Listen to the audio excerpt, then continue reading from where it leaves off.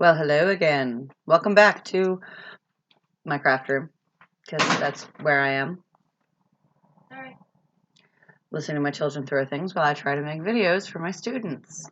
Hello, 5th grade. We are going to be starting Pictures of Hollis Woods today.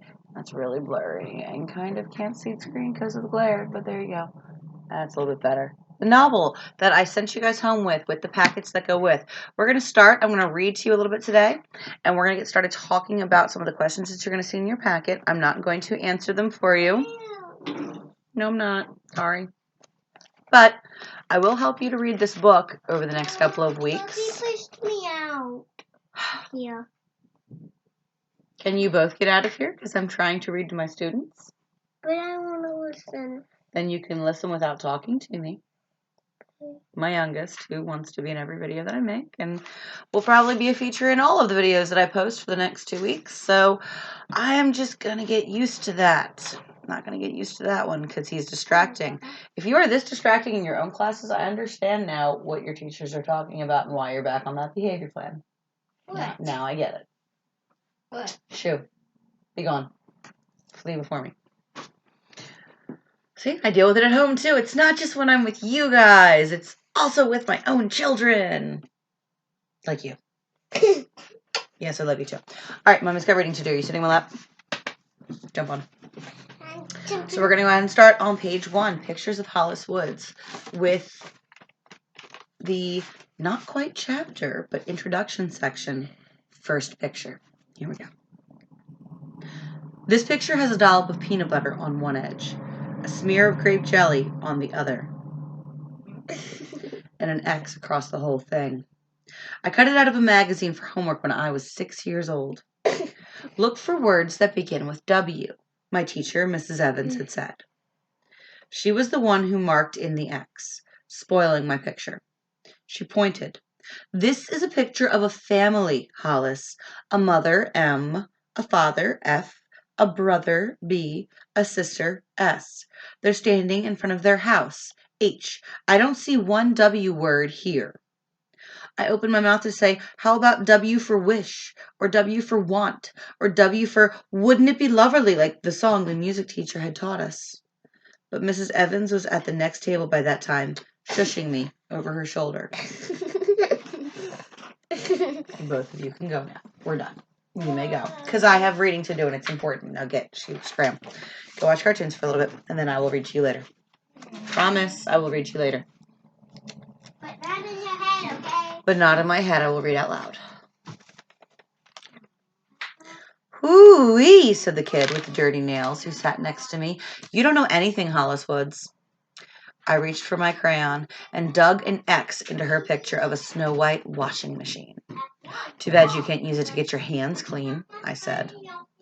When I think of my W picture, deep inside my backpack, under all the other pictures I've drawn, I think of that poor washing machine kid who cried over her ruined picture, and of the frowning Mrs. Evans who told me to sit in the hall with a timeout tea letter for the rest of the long afternoon.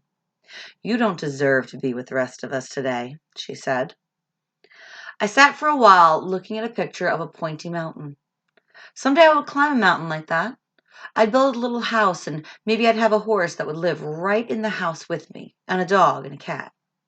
When I saw the principal coming down the hall, I picked myself up and walked out the door. The woman I was staying with, I called her the lemon lady because of the way her mouth caved in, made me stay in the yard all weekend for that.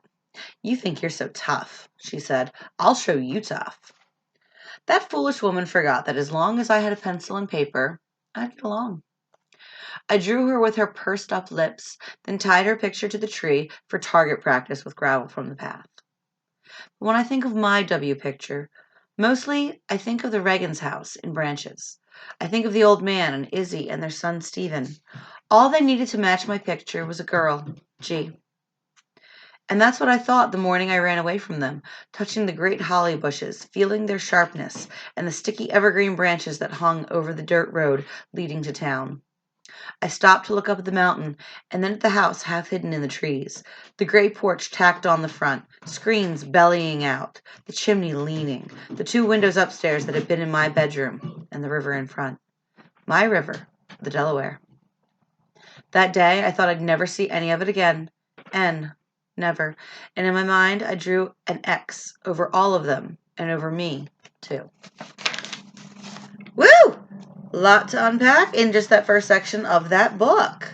So we have a girl, Hollis Woods, and in first grade, she has a kind of embarrassing encounter with a teacher where she thinks she's gotten something right, and as it turns out, it wasn't quite what the assignment was asking her for, because the teacher really didn't take time to even ask her about why she chose that picture or how it related to the assignment. She just kind of got brushed off.